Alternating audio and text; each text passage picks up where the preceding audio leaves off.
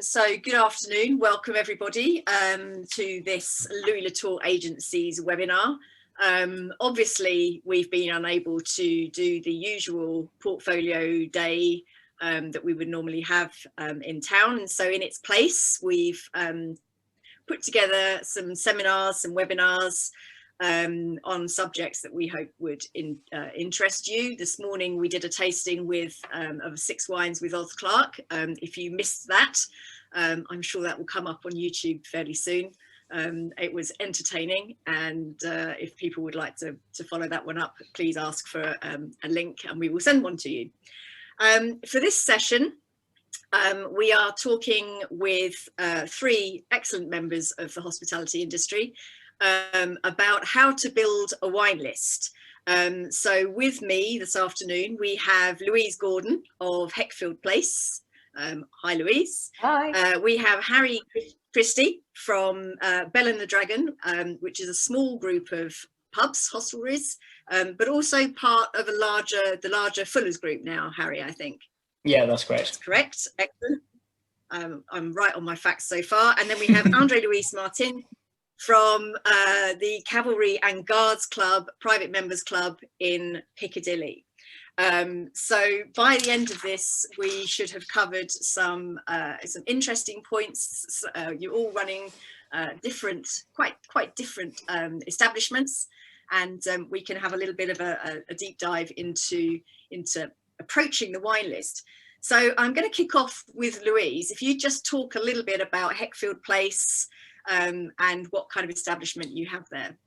Yeah, Heckfield Place is in Hampshire. We're an old country house hotel that was refurbished, privately owned, was refurbished, and we reopened in September 2018. Prior to being Heckfield Place, it was a slightly bizarre IT training centre / wedding venue. It was very odd, but we rebuilt quite a lot of the hotel, and a lot of the building is grade 1 listed, grade 2 listed, and all the land is site of special scientific interest. We have a certified organic and certified biodynamic farm, which covers about 320 acres of the estate, and we have about 485 in total, and looking at purchasing a bit more. The original estate was over 2,000 acres, so I don't think we're going to be able to buy that much back, but certainly we're looking at buying back some of the land. The restaurant chef director is Skye Gingell, who owns and runs a place called Spring in London. It's actually our owner. That was her job while she was waiting for Heckfield to be refurbished. So she was at Petersham Nurseries before that, wasn't she? That's where she's Nurseries, yeah. Yeah, and we've got 2 main restaurants, one called Marl, which is the main restaurant that holds about 70 odd, and then we've got a smaller restaurant called Hearth, which was originally planned to be a pub, but then turned into like a smaller dining restaurant where everything is cooked on the hearth at the end. So it's beautiful. It's the old converted stable block. The whole estate is actually beautiful. Just Google it. Fantastic, thank you. And during this pandemic, you've been furloughed, part furloughed. You're working a bit. Yeah, flexi furlough. So obviously the farm keeps producing. So some of the chefs and myself and some of my bartenders have been going in to use some of the produce coming off the farm. With the bar, I'm head of wine and bars, so I run both holdings.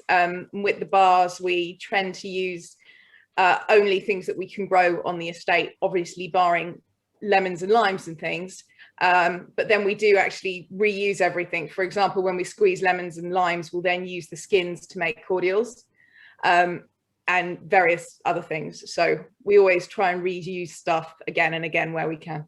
Fabulous, brilliant, thank you. Harry, give us a quick overview for you.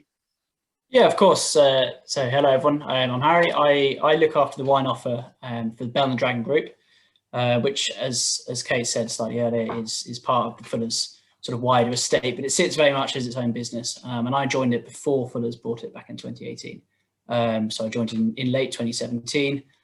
We had 7 sites then, and we're going to be back to 7 again very shortly, which is very exciting. Some good news to come from this year is the acquisition of another site.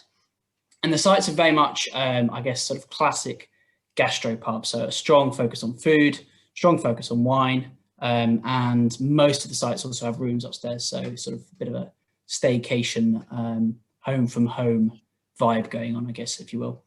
But wine was very much always part of the business from day one.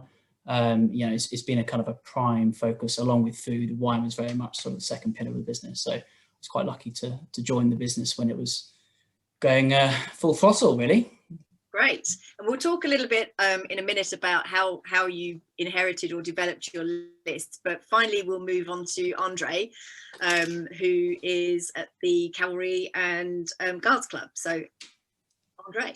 So the Cavalry and Guards Club is being where it is for over 100 years. Originally founded as a cavalry club. Down the line, the guards part of the regiments join in. So you're found by the militaries. We only take officers, say from your field marshal all the way to your lieutenant.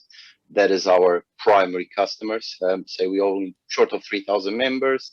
The place offer dining, staying. So we have 39 rooms. We have a large dining room that operates Monday to Friday, a big banqueting department, and a lovely bar and terrace. Our primary business focus is during the week, because most of our members, you can imagine, they work and live. They work in London, and most of them live out of London, so they use the club as their base during the week.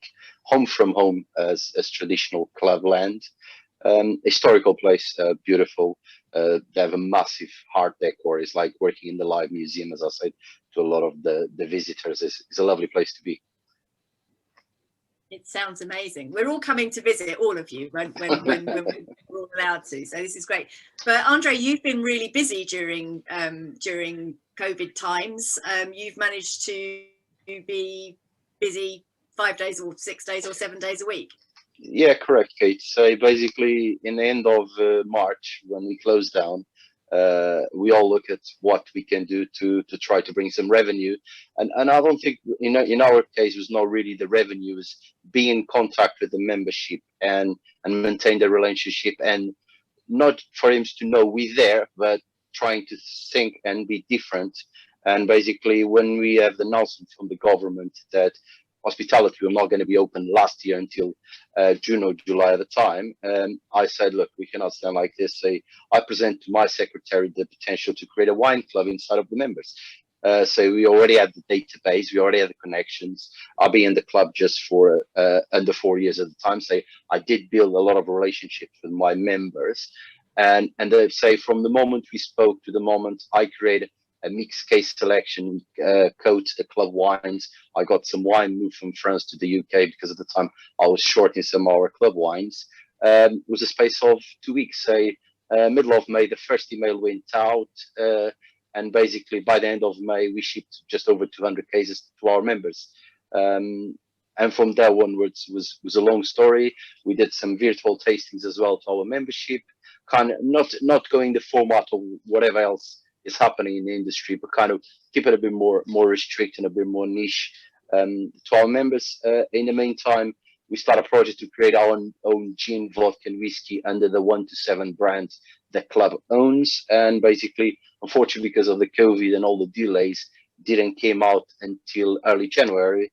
And over that conversation, we did already over 1,000 bottles to our members. So that means we're very active in contact with our membership.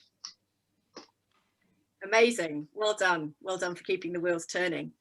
So let's start from thinking about wine lists. You have slightly different experiences. Louise, we'll start with you.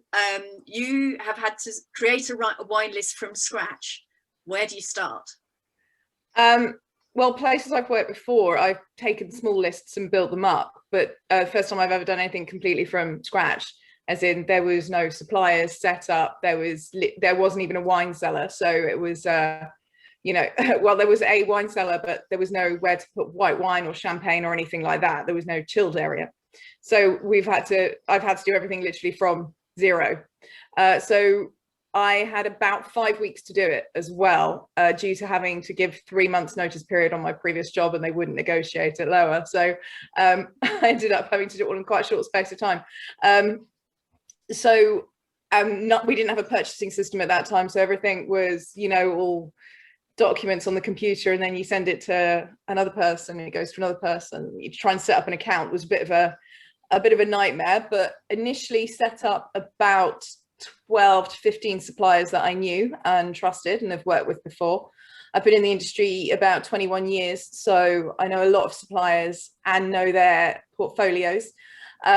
So managed to initially create a list of about 350, 400 bins within those online. We're just doing a quick sort of scroll through your list, Louise. That's right. Well done. It sounds like Challenge Annika trying to pull this together in a short space of time. We had the last week where everything came in as well, so we were absolutely eye deep in wine boxes that week, but it was good fun. The list is I did a classical geographic layout. I'm not a massive fan of, you know, light and fruity and, you know, dark and rich and kind of generic headers like that. I'm not a massive fan of it. So I decided to go a little bit old school on the layout, geographical. We do have the staff pick sections at the beginning, so recommendations. If Emma can just scroll back a page, that's quite interesting, because you have things sort of listed by soil type. If you can just stop there, I don't know if it's possible to make that slightly larger so that. Well, Heckfield is our kind of one of our main philosophies is from the soil to the table. Everything comes from the farm into the hotel, and the name of the restaurant is Marl, quite literally, so being soil type. So I actually decided to do the staff picks by soil type according, well, it's a little bit kind of overarching, but by soil type according to the geographic area it's from. So that's just for the staff picks page, and then everything else is geographic. But by each area, I've done a little bit about the soil as well. And then there's a local wines page because we're in Hampshire and there's lots of lots of local wines, and we had our own cuvee made by Jenkin Place as well, which is Heckfield Place cuvee. So yeah, we've been, it was a mission, but got there in the end, and it's obviously constantly evolving. Wine lists do, and I'm going to hand over some of the responsibility to my lovely assistant head sommelier, Arno, who is fabulous. Wouldn't be without him. So we'll come on to talking a little bit about sort of selecting house wines and so on, but I think both Harry and Andre had slightly less stressful missions to in the fact that they inherited a list rather than having to build one straight from scratch. I'm going to start with Andre. Andre, I think you inherited a list that was very traditional. Yeah, that's correct. So when I take over in the club, and I was presented a list where some of the Italian wines was on the New World page, and the New World page was a full hand of wines. So it was not. It was quite a decent selection of clarets and burgundies, especially white burgundies at the time. Not a large selection. So the list was just under 50 bean numbers, including ports and Madeiras. I managed through the years to bring it to about 250, 300. I think it's what is workable. And the way we operate, it's I try to add things to the list on the start of the year. And as we go to the end of the year, run out and can't let people waiting for the new things. We move from Burgundy and Bordeaux of this world to the rest. So we have a large Italian selection, Spanish, Portuguese, New World, some Hungarian, Peruvian, and I was trying to look for different things from the members. The other thing that is very demand from us is half bottles. So we do have a large selection of half bottles, always going up and down because of the turnover. But it was one of the things that at lunchtime we found out that not everyone is keen in having a glass of wine, even if you have the best preservation system. But half bottle of wine go really well, and a half bottle of red for two people. I think it's been, especially London and Members Club, is really hard. The lunchtime movement, and I think I kind of nearly nailed it down with a half bottle selection. So yeah. And with members that are used to really quite a traditional offering, do you have to kind of lead them gently into new regions and new new world areas, or is that something that you found that they were willing to do? I think the thing is, I've been in Cleverland nearly for 15 years, so this is my third club I work in, and I understand, and there's a big motto behind of the Cleverland that is evolution, not revolutions. And when I put a wine list on the Cleverland, I always look at try to mirror the old world style, uh, but with some differences because not all the wines are the same. So I can literally go through each individual wine from not Burgundy and Bordeaux and Rhone and the Loire, and kind of found equivalents on the New World, different price points who basically kind of give you a mirror. And after that is really my team and myself, that kind of we start knowing the members and we know where we can do, where we can go. And we got to the point that a lot of our regulars, they don't even look at the wine list anymore. It's like a bottle of white, a bottle of red, happy go, and we decide what they try, and we take them to a journey every time they come to the club and they try different things. So it's been the interesting thing of it. Yeah, and I can see Harry nodding because I think something similar. Certainly that phrase "evolution, not revolution" was used when we were talking before. So what was your experience? I think probably very much similar to Andre. I inherited a list that was probably slightly more functional than his sounds like it was. Italy was, at least in the old world. But it was sort of, I guess, more classically geared. So a lot of red Bordeaux, white Burgundy, and that suited our demographic. It suits where the sites are. They're primarily sort of in affluent commuter belt in Hampshire, in Surrey, in Berkshire. So, we didn't want to rip up everything that had been done, especially since the list was performing well. But equally, we wanted to sort of move things on slightly and just evolve what was there already. So adding, both new and old worlds, but trying to find, I guess, a sort of recognizable sort of routes into other different locations as well. So perhaps, if you drank a lot of white Burgundy, then looking at similar styles of wines, but from regions that people perhaps weren't recognizable or won't associate with us. So it was really just kind of moving and adding on little bits here and there rather than just ripping up and starting again. But certainly I think a lot easier than Louise's and possibly even Andre's introduction to it was. So this idea of leading people on a journey, is this something where By the Glass or Coravan or wine preservation systems of some sort, is this, and questions just come in about Coravan actually, is this somewhere where you can lead, or where you can lead your customers into something that's a bit more unusual? Do you all use some sort of Coravan system, and how do you find that it's received by the customers? Yeah, I love the Coravan. I think it's brilliant. It does save you a lot of wastage, especially on your top end wines. You don't need it for every wine, but you do for your more expensive ones by the glass. I saw Harry had wines by Coravan section there.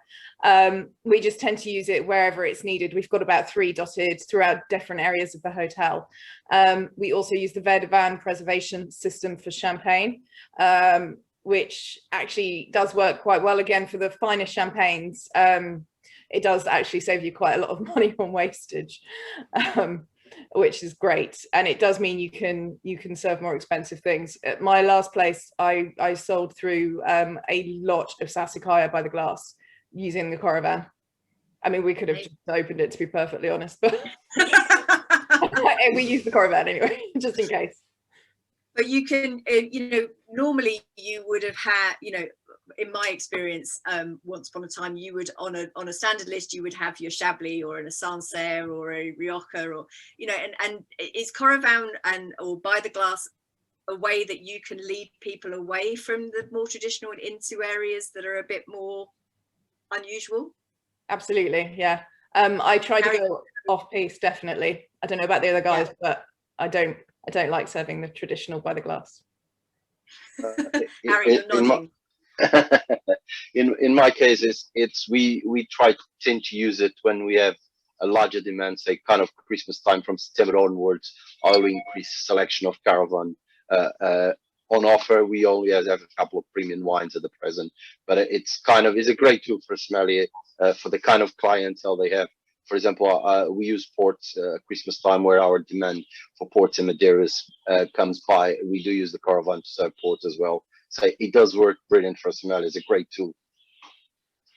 I think it's brilliant also because it's a relatively low level of outlay as well. You're talking a couple £100 for a device, and then it adds what, 50p to £1 per serving. So it's pretty accessible for pretty much any business to get hold of, and it just opens things up. So not just the finer end of your list, but also you can put on things that you might only sell through a glass of per week. You know, you can put on an Alsace Riesling, or, you know, a Formit from Hungary, whatever it is that maybe you wouldn't get the throughput on.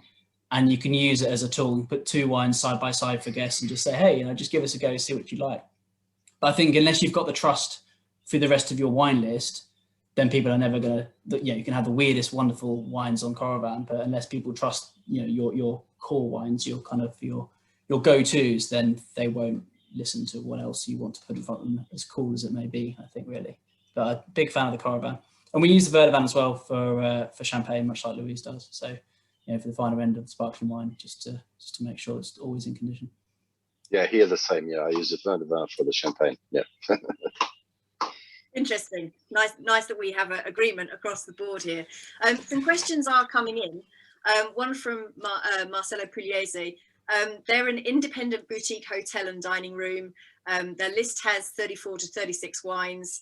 How would you better describe the wines in an A4 size? Is vintage, ABV, provenance essential, or are descriptors more essential? So Louise, maybe tackle this one. I would absolutely, you have to include vintage, definitely. I wouldn't bother with ABV for wine, not at all. If you're doing spirits, yes, but not for wine. Or you could always put a little tagline down the bottom that says, you know, ABV available upon request. And that does change with vintage as well. So I would definitely, you need your vintage for your wines, absolutely. I would definitely give you provenance as well, especially when you get into specific areas of Burgundy, for example. But if if you've got one A4 page and you've got room, I'd do one little line descriptor underneath, just in italics. That's where you can actually use things that are, light flavors of white fruit, peach and lemony acidity, things like that. Because that will actually help guide people towards what they want. Especially, I don't know if you have sommeliers or just waiters that know about wine, but I would definitely give those one little hint descriptors if you've got room for it. Yeah, agree. Good. Great. We were sort of talking about trust in the range and so on, and that sort of brings me neatly onto kind of core wines, or for want of a better term, house wines, which can be controversial, but I know, Louise, we talked quite a lot about house wine, and Andre. So what is your policy on house wines? What's your feeling about them? We'll start with Louise with this one.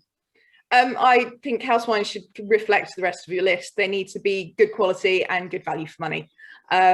You can do lots of things when it comes to house wine. You could have a whole page of wines that you want to call house if you want, but I like sticking with just a white and a red and maybe a rosé that completely just reflects the way the rest of your list should be, which is great quality and great value. I think you said in the planning for this call that you actually took the most time over choosing your house wines. We did, yeah. It took ages, actually. And I called in a lot of samples. It was the only thing I really called in samples for, because I had such a short space of time to do everything. And we literally put something like 8 tables together in the middle of the restaurant and just surrounded it with wines, white and red, that came from suppliers. For house wines, it's funny, as soon as you say to a supplier, can you send me 2 options for a house wine, you get a box of 12 from each supplier. So we ended up with so many wines, about 80 plus wines to taste, which was a bit of a nightmare, but got through it in the end. Yeah, but that was, and it's good as well, because it's quite shocking when you put wines next to each other that are all around the same price tag. How very different they can be. And if you've never done a tasting like that, I highly recommend it. Get loads of wines from the 8 to 10 cost price or something, put them all next to each other, and some of them it tastes like they should be £4 and some of them taste like they should be 15 quid, you know. There's a lot of variation, but it's the only way you're ever really going to sort your house wines is to try lots next to each other and pick value and quality. Yeah. Harry, nodding. Nodding along. I completely agree about house wine. It's got to be reflective of your business, hasn't it? And if you're going to put your name, certainly if you're also going to call it, you know, house wine, which I think we're slightly strange as a business in that we still do. It's something I inherited and probably we will move away from, you know, in the coming sort of months or years. But yeah, if you're going to say this is, yeah, this is our house wine, this is our default, then it has to be good. But I think it has to be something that it doesn't tread on the toes of other wines. So, you know, when I started at Bell, we had a fantastic house white, but it was a Loire Sauvignon that was, as you said, it probably tasted like it was worth twice as much as it was. And it kind of ate into other wines on that list because it was so good and it was so dominant. And actually, it was probably slightly underpriced in the list. So, you know, we had to go and find something that was a little bit more different, maybe a little sort of a different route into that style to enable us to then put some other sort of variations of Sauvignon Blanc on there. So it's definitely a tricky listing, I think. Yeah, and like you say, it sort of sets the tone. I think, Andre, you were saying that you don't necessarily operate house wines, but you have this core range that really sort of speaks to the whole tone of the list. Yeah, so basically we don't have a house wines as such. We have the club wines. So it's a selection of wines that took me a lot of hard work, especially a couple of the wines was under the club label. And we ran away from that, and now apparently are going to be brought back on that down the line, apparently. But and the quality was not great at the time. I was really disappointed when I came in that we could call that the club wines. And basically, it was kind of probably one of my first challenges to go through all the politics and the loops of the club land is trying to change the big flagships and basically. Took me about 8 months, but I managed to clear the Club Claret, where now we buy in Premier. We keep it in Bordeaux. We bring it as we need it. We have a Sauvignon Blanc from the south of France. We have a Macon Village to cover kind of our Chardonnay kind of level, and we have a Pinot Noir that is. I do taste this very regular, and we do bench comparison nearly every year. We have a house champagne as well, and one of the things of club land compared to the rest of the industry is our prices at that level. They subsidize. Say again, it's the only wines that kind of put pressure on the margins because the volume is very large, but at the same time you cannot charge a lot of money, and that is a kind of a fine art of toothpicking and kind of really found the gems inside of the gems. And I do taste a lot of their wines at their bottom level because as well I want to understand what is in the market. But luckily in the last kind of 3-4 years I managed to nail it down and kind of consistently year upon year, and the members are very pleased with it. I think it's an interesting point you just made also about sort of needing to hit a certain price point and also not being able to exceed a certain price point. Because we have our own label, as well as our house wines, so have our own label, Bell and Dragon, white and red Burgundy. You know, and Burgundy, I suppose, is probably the worst region for me trying to maintain a consistent list price because, you know, cost price is going up and you can't go beyond a certain price. So we're getting squeezed every year. But the wines, obviously, you know, they're favourites and they're delicious. So it's a bit of a commitment as well. As soon as you start putting your own label or your own name on something, you know, you've got to do it for a number of years and you're going, right, where it might be great this year, but realistically, where are we going to be in 3, 4, 5, 6 years' time? Are we going to be able to afford to actually offer this wine, or is it going to be a short-lived thing? It's a fine art. I could suggest that you will buy Louis Latour, Grand Ardèche, and Valmaisine Pinot Noir, and then your prices you'd have Burgundian names and accessible pricing. But I'll save that for another day. Just a quick question coming, Harry. Why are some of the wines in red on your list? Do you want to just explain that one a little bit? Yes, so I believe they'll be the ones that are listed by the Glass by Caravan. So we obviously, in the main body of our list is price ascending, which I guess is quite an old sort of fashioned way of doing it. But between that and stylistically for us, it's really the two main options for us because we are, I guess, more geared towards that kind of gastropub environment rather than dining. So price ascending order, we have the prices of the wines by the glass in the main body and also to pick out sort of the caravan element we have in the main text, also them in red as well. So it's just a tool of sort of dragging the eye away from what is basically a block of text. Yeah. We touched on it briefly, but sort of some of you're doing quite interesting things with other sizes other than 75 cl bottles. Andre mentioned that half bottles is really important. I think Harry, you haven't mentioned it, but you were doing some quite interesting stuff with magnums. You know, other out sizes, not 75 cl sizes. Is that a very important element? Yeah, I think so. Yep. We actually don't do half bottles per se, but we do all of our by the glass in a half bottle carafe. Though I have realized that when we reopen, we probably are going to get to have some half bottles of more premium things, to kind of bridge that gap between people who don't want to buy a full bottle of Sassicaia but might buy a half bottle of Sassicaia, for example. Not that I'm promoting Sassicaia today, by the way. I seem to have said it.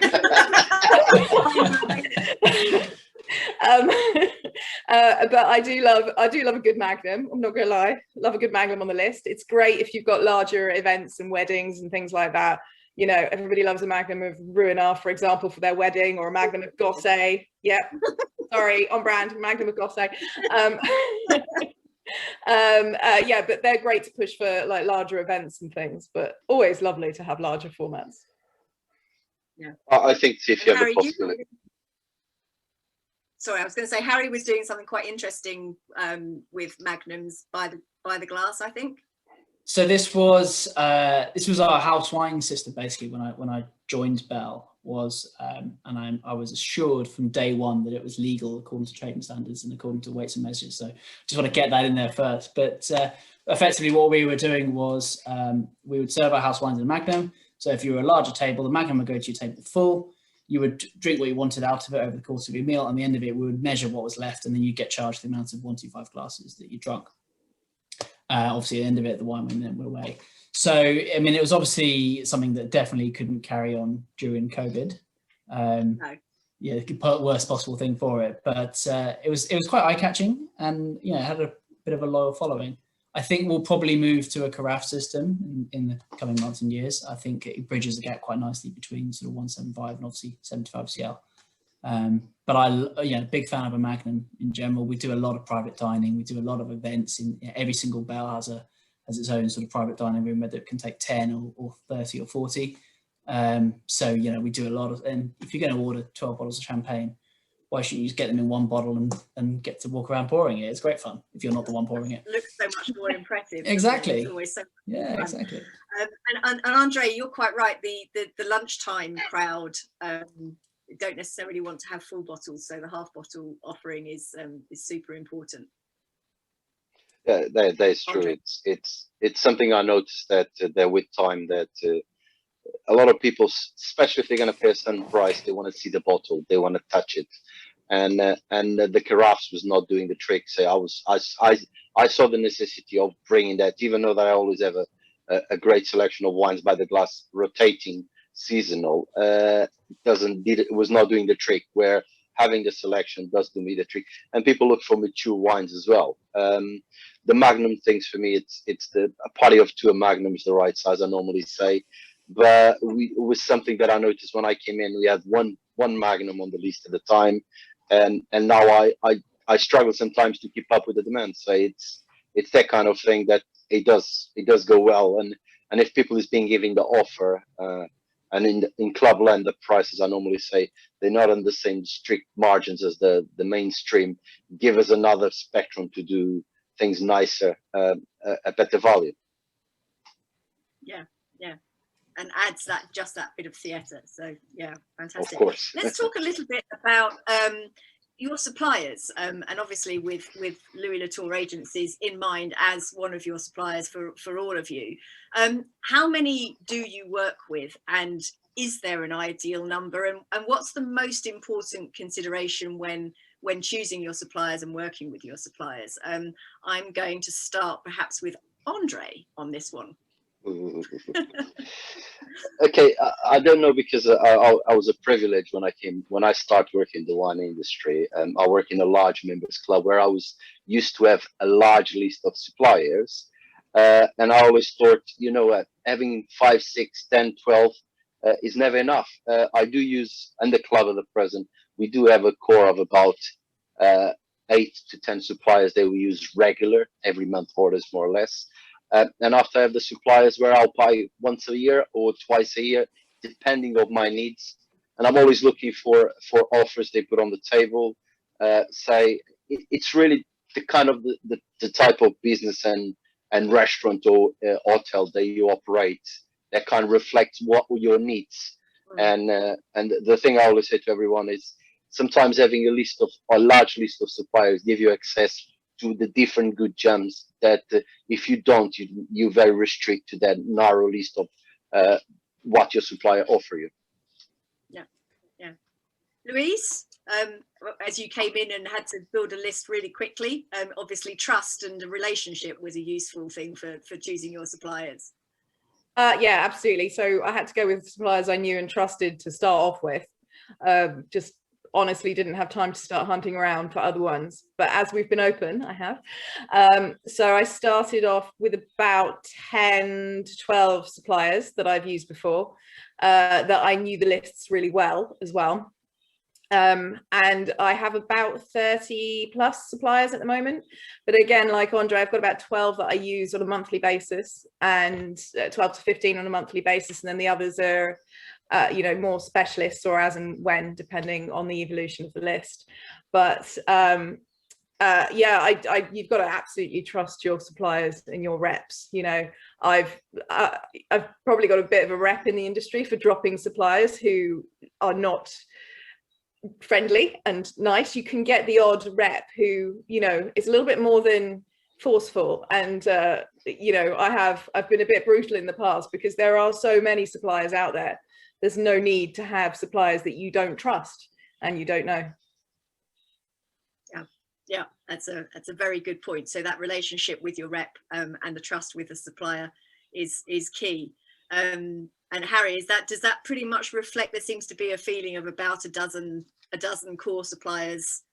Does that reflect your experience? We use a lot less than that, actually. We use I would say 5 to 6 core, so that are doing volume every 2 to 3 weeks. And do some spot purchasing, so some fine wine, or just every now and again we buy sort of a couple of sort of small amounts of parcels of stuff, but much less. And also I think that's probably reflective of the setup of the businesses. So we're not blessed with massive amounts of cellar space, so a lot of the stuff we buy in has to be stored in sort of multi-purpose cellars along with beer. And we haven't got vast amounts of sort of racking or specific wine storage, so we're placing small orders on rotation. And that then means obviously we're needing to hit sort of minimum orders and stuff. So yeah, having less for us just works that way. Yeah. So that minimum order size and flexibility is really important. Yeah, absolutely. While we've been chatting, there's a few questions come in. One quite interesting one where what's the panelist opinion on natural wines, and is it worth the selection of it in a small list like ours at the Old Vine? I certainly noticed, Louise, you had some orange wines on the list. Natural wines, thoughts? Love an orange wine. Yeah, they're all natural ones as well, the orange wines randomly. I do have a few other natural wines as well. Even wines that the winemakers don't specifically call them natural wines. They're unfined, unfiltered, unmessed about with. But I do think they've definitely got a place on any list.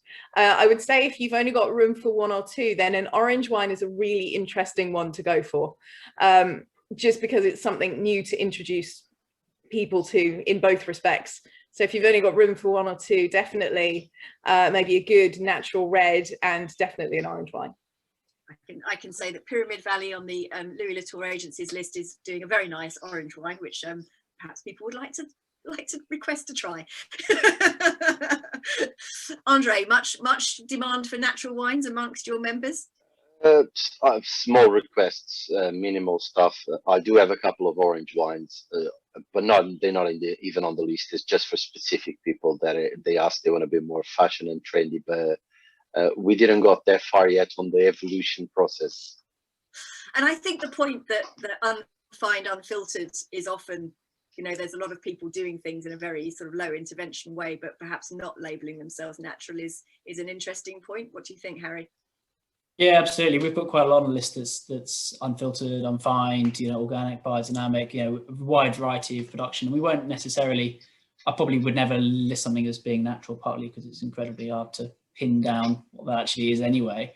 But if the wine's good, then it deserves its place. But sometimes it's nice to find, something that's slightly different as an alternative. So we have Garnacha from Cerro de Gredos in Spain. It's quite entry level for us. So it's actually quite a nice wine because people buy into it, not knowing that it's produced in a slightly different way. It's quite clean, it's quite accessible, but it's a talking point to then go, oh, okay, this is quite interesting at that price point. If you've only got a short list, then I think Orange, as Louise said, is a really good way of kind of introducing people to the idea. But I probably wouldn't be going out my way to label something as natural unless it fits your business, really. And unless you've got the time to explain at a table what that actually means. Yeah. And if you know what it means, please tell me. You might open a can of worms. Yeah, exactly. One question come in saying, what would you, and perhaps Andre, this might be your field of expertise, what size of glass do you recommend to serve dessert wine? I always go for depending on the kind of dessert. If you're serving a nice kind of light style of dessert wine, I'll go for the classic port kind of glasses. If you go for something heavier, like a Sauternes or a 5 Putin Stukai, I will probably go for a white wine glass to give the bouquet to open up the flavors. That would be my recommendation. And serving size, a 125 or slightly less? No, I serve as 100 ml glasses, the sweet wines, and 70 for fortifieds. That is the standard I use at the club. Okay. Others, Louise, Harry, roughly in line with that view? We do 100 ml for us, yeah. Yeah. We do 70 for both sweet and port. We started off doing 100, but found that people actually didn't finish it for sweet wine. So depending on the sweet wine, on how sticky it was, but yeah, we've settled on 70 for both port and sweet. Great. So here's a trick question, if you like, but what would your advice be to your younger selves in starting out with your wine lists? What is it that you know now that you wish you had known when you started out building your wine lists? And I know that Harry actually posed this question, so shall we let Harry answer it? Harry gets his own rope, shall we? I was just thinking, if I was coming back, maybe 4 or 5 years and starting again, what would be useful actually to know? And I think that the single biggest thing is for me at least, was to think about who your wine list is actually for. It's incredibly tempting, I think, to flood your list with stuff that you like drinking and that you really enjoy, whether it's something really funky and obscure, or whether it's, you just absolutely love really clean Sauvignon Blanc, whatever it is. But I think if you use as a starting point who your customers are, what your menu's like, what people are actually coming to you for, that then informs a lot of your other decisions. And I guess we've all probably been guilty at some point of sticking stuff on a list because we tasted it and absolutely loved it, and then it's done 3 bottles in a month and you're sat there going, how much of that is left in the cellar still? Louise, was this a particular, I know we were talking about the challenge also of having a chef, a known label chef like Sky to try and work with, but you didn't have the menus until the last minute. So, that was obviously a learning curve. Yeah, well, I mean, you can't build a wine list around menus, unfortunately, because you know what it's like. They change all the time. You get no notice and suddenly you walk on the floor one night and there's like beef instead of lamb or whatever, and it's just yeah, I got the menus less than a week before we opened, so there was no even trying to build it around a menu.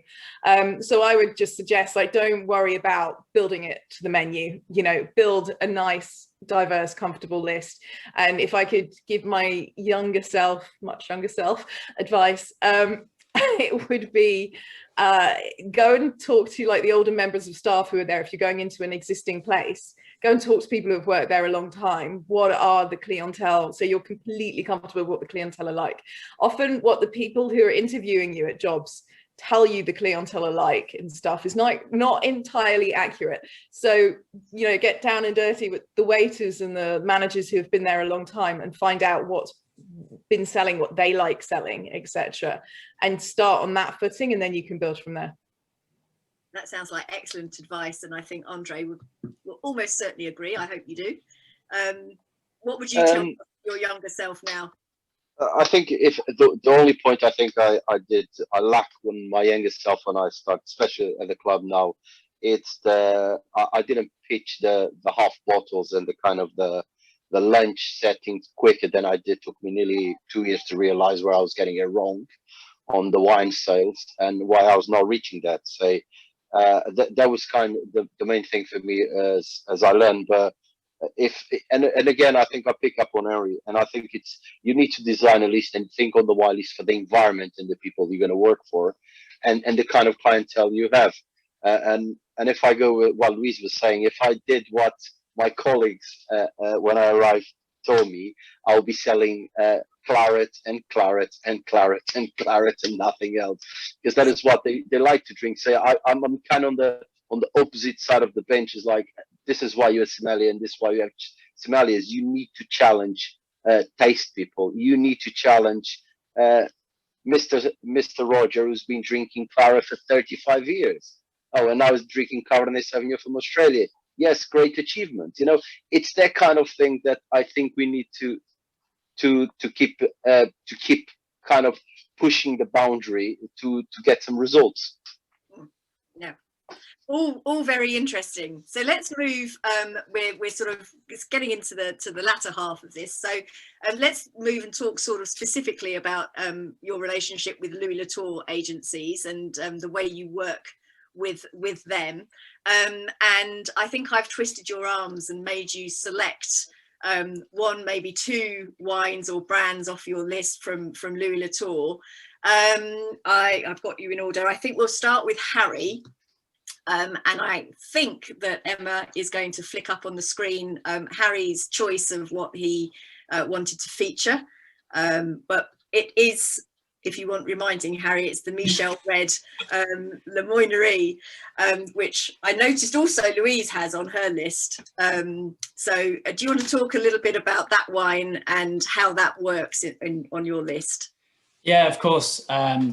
It is that wine, first of all. Yeah, absolutely. I think for me, it really just encapsulates a lot of what we're trying to achieve. So, you know, it's a recognizable name, it's a recognizable grape variety, but it's perhaps somewhere a different, you know, village, you know, half a mile over from Sancerre, but where guests maybe aren't completely familiar with. So it's an opportunity to take someone to a different region. It's an opportunity to introduce someone to, you know, a twist on a wine that they're probably pretty familiar with or pretty happy with. I love the wine. Actually, funny enough, I inherited it. It was on the list already. I've never once thought about taking it off because I think all of his wines actually are genuinely really, they're really interesting. They're a lot more interesting than I think a lot of Sancerre is a lot of the time. And I just think they're fantastic. And they're nearly always on Coravin across all the Bell and Dragons. Nearly always you find this wine on there because I think it kind of ticks all those boxes in terms of value for money, interest, kind of the ethics that sit behind the production of it. Yeah, I could talk probably quite a long time about this one. It's good. It's good. Buy it. Yeah. Louise, do you feel the same about that wine? You've obviously picked it out as well. Yeah, I definitely think it's one of the, you know, Parfumé is getting a bit of a name for itself, akin to Sancerre because it's so close. But it's definitely one of the ones that's still providing kind of great value, and it's just delicious as well. And I am not a Sauvignon Blanc fan by any means. Same. So yeah, it's one of the rare ones I would sit down and drink. Fantastic. So Louise, we will go on to your choices now. You actually, I couldn't whittle you down. You chose two producers. Yep. The first one being McHenry Honan, which I see features, Margaret River producer in Australia, and I see features fairly heavily on your list. So talk about McHenry Honan and why you chose them. I actually I went to a lunch with David Honan through Louis Latour many years ago at Rowley's on St James's Street, actually, and I remember talking to him, and he was just endlessly fascinating. And I honestly don't think I'd tasted his wines up to that point, but you know, he's just so fascinating to talk to, and everything he was saying about going from the kind of place like Cloudy Bay to then being able to do his own thing with his brother-in-law Murray McHenry, and just taking it and running with it. It's just brilliant. I currently do the Three Amigos Red by the Glass, which is a slight twist on ye olde GSM blend, but it's utterly stunning. I love it. This is one of my favorite Chardonnays. It used to be known as Calgard Brook, but is now Hazel's Vineyard. And it's I always remember talking to David, and he was saying it's kind of it's his kind of nod to Polini Montrachet without the ponce or the price tag, and I just absolutely loved it for that. And it is utterly delicious. I absolutely love it. And if you can give me stock, I'd quite like to do it for the Glass when we're reopening at any point in the near future, far future. If David Hargreaves is online and listening, I think there is stock there. So we'll take it off there afterwards. And then you'd also selected, if we can flick on a page, to some champagne. We're going to talk about. Can we flick? Oh no, we've lost it. But let's talk about Gosset, because you'd also selected Gosset. I actually did two brands just because I think those brands, the range of them is brilliant, and I just absolutely, I mean, I love, who doesn't love a bit of champagne? I mean, come on. But Gosset, I love the Blanc de Blanc is hands down one of my, I'm a sucker for a Blanc de Blanc anyway, but love the Blanc de Blanc. And we did the Celebrity by the Glass, and it went really well. Yeah, I just think it's wonderful, and you know, I just think they're really good brands. And again, everything kind of across the range is, I've never tasted anything from either of those brands that's not fabulous quality or fabulous value. So I just think they're brilliant brands. Interesting to do Celebrity by the Glass, you know, go in at the sort of top end, quite esoteric style. That's quite a bold choice, Louise. But well, we were looking for a premium champagne, but without the kind of connotation of something like Dom Perignon or whatever. So we were just looking for something a little bit more interesting, but premium without being out of the realms of insanity. Premium. Yeah, and their wines are very gastronomic. I think, you know, they're wines first with bubbles rather than being, like you say, just sort of fizz. Yeah. That's great. And Andre, we'll move on. Are you okay technically? I'm okay. You dropped out a couple of times. The phone was going crazy, but it was fun. Well, we won't delay you much longer. We're almost there. But it's fine. I'd chosen, or I twisted your arm to talk about Louis Latour and the Meursault specifically. But you do feature quite a lot of Louis Latour. One of the things with Louis Latour, I really always liked their whites. I think it's one of the first Chardonnays that I taste when I arrived in the UK was Arched, and he's always been a big back of my mind as a white wine, probably making some of the finest coming out of Burgundy as a white level. And I always really found, especially Chateaubriand, the Meursault style, the way they made it. The present I do 2010, but I already have the 15 on a pipeline to come in, and I always felt that is the kind of wine always bring me good memories privately, and bring me great memories professional, because I serve it to some extraordinary people who really enjoy what they had in their glasses. It's always be a good memory of wine, and as I said, I love the Louis Latour wines, whites especially, but I do feature a lot of the other brands of Gosset of wines in my list, including Gosset rosés and other things. Fantastic, thanks for that ringing endorsement. So I think we are about on time and about to wrap up. We've answered a few questions.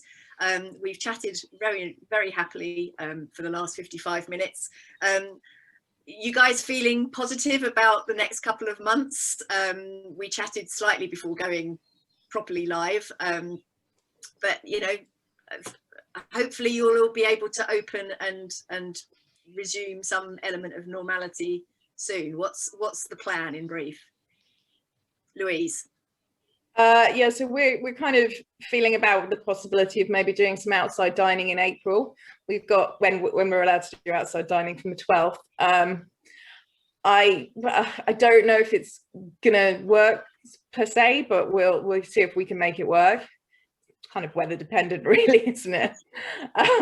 We do have a terrace on each restaurant. We have a wraparound terrace around the hotel, and we've got loads of green land and grassland. So I don't know if we're going to do like an operating restaurant style, or if it's going to be more come and wander around the state and have a picnic style. But we will be full guns from the 17th of May, God and Boris willing. I'm not calling God, but yes. I did separate them there, but quite clearly. Yeah, Harry, how's it looking from your point of view? Yeah, I mean, I think any decisions that get made for Bell and Dragon will be pretty much in line with the rest of the Fuller's estate. The Bell sites, though, are very lucky. Most of them got very big gardens, which is fantastic. So, you know, when the time comes, whether it's May or whether we can do something before then, you know, I can't wait to open doors, pop some corks, and get on with it again. On with it. Yeah. Andre, gonna plan a holiday? I don't know about that, but no, we still waiting. I was discussing this morning with the secretary. We're going to wait for next week for the budget to decide if it's financially feasible. We have a small terrace inside of the club that we can use as a kind of outside that give us a very small spectrum of what we can do. And knowing that most of our members don't live in London, it's kind of an equation of everything. So at the present, we still in standby, but in the meantime, I'm keep serving wine at home, so they're happy with that, with the arrangement so far. Well, to all of you, good luck, Godspeed, and thanks ever so much for your wisdom and time this afternoon. I found it really interesting. I hope everybody listening has. And thanks for your support. Thanks for your custom with Louis Tour Agencies. I know I will be out and visiting you as soon as we possibly allowed and as soon as you're serving. Thanks everybody else. Thanks to the audience for listening, and on behalf of the directors of Louis Tour Agencies, thanks for your support and thanks for your work. So that's it. Thanks very much.